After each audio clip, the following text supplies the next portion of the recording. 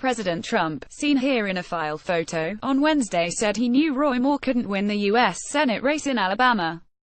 Jab in Botsford. The Washington Post. In the days leading up to the Alabama Senate election, President Trump called Roy Moore to endorse him, touted his candidacy at a rally just across the state line and recorded a robocall in which he described Moore as the guy we need. On the day after Moore lost the election, Trump said he saw it coming. In a morning tweet, the president relayed that he had originally endorsed another Republican for the seat because, "I said Roy Moore will not be able to win the general election. I was right," the president exclaimed. Trump, it turns out, is rarely, if ever, wrong, at least as he tells it. Since his emergence as a presidential candidate, he has repeatedly refused to accept blame for setbacks or admit he's made a mistake. Instead, the president is quick to try to shift responsibility, deny he ever did something in the first place or otherwise dissemble. After the loss of Luther Strange, the Alabama candidate Trump endorsed in the GOP primary, he literally tried to erase history. Trump deleted several tweets in which he had urged Alabamians to vote for Big Luther, whom Trump had claimed will never let you down.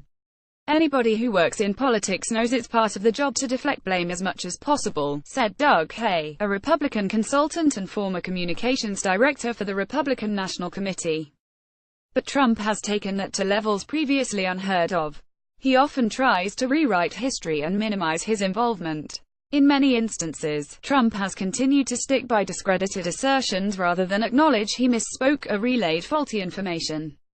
During the campaign, Trump doubled down on a claim that he saw thousands of Muslims celebrating in New Jersey after the terrorist attacks of Sept.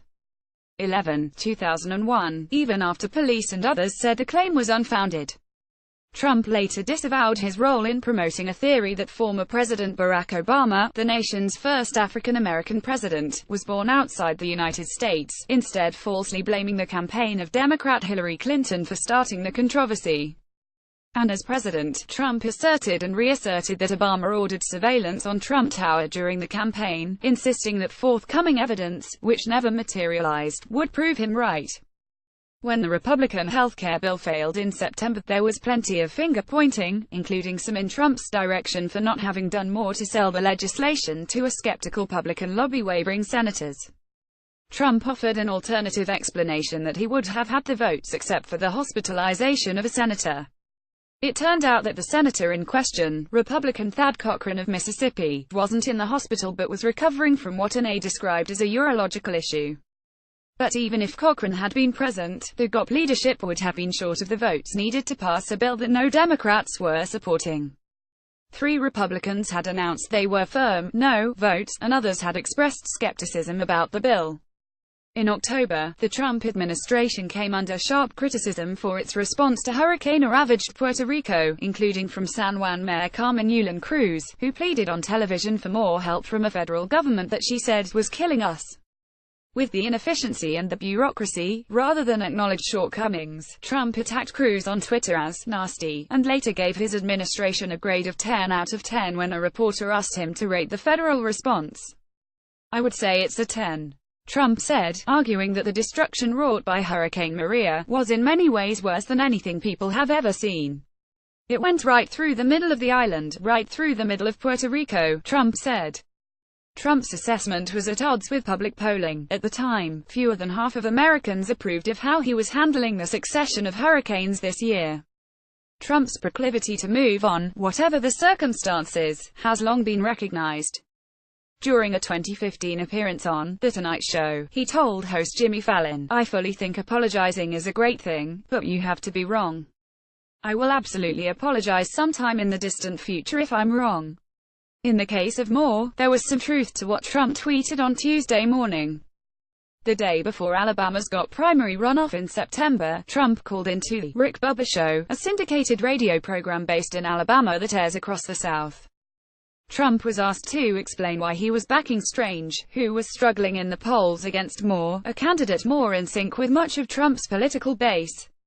"He will absolutely win against the Democrat," Trump said of Strange, "whereas Ray's going to have a hard time, you know that." When one of the hosts pointed out that Moore's first name was actually Roy, Trump brushed off his mistake, saying it was more illuminating about Moore than him. "I don't know Roy Moore at all," Trump said, "and I think it's perhaps indicative when somebody doesn't even know his name." You know, that's not a good sign for him. Trump was also slippery when he was fact-checked in real time earlier in his presidency, when he asserted at a news conference that his victory over Clinton was the biggest electoral college win since Ronald Reagan. NBC's Peter Alexander challenged Trump, listing electoral college victories bigger than Trump's, including both of Barack Obama's elections, both of Bill Clinton's elections and George H.W. Bush's 1988 victory, all since Reagan. Well, I was talking about Republicans, Trump said, before Alexander pointed out that Bush was a Republican. Well, I don't know, I was given that information. Trump then said, actually, I've seen that information around. But it was a very substantial victory. Do you agree with that?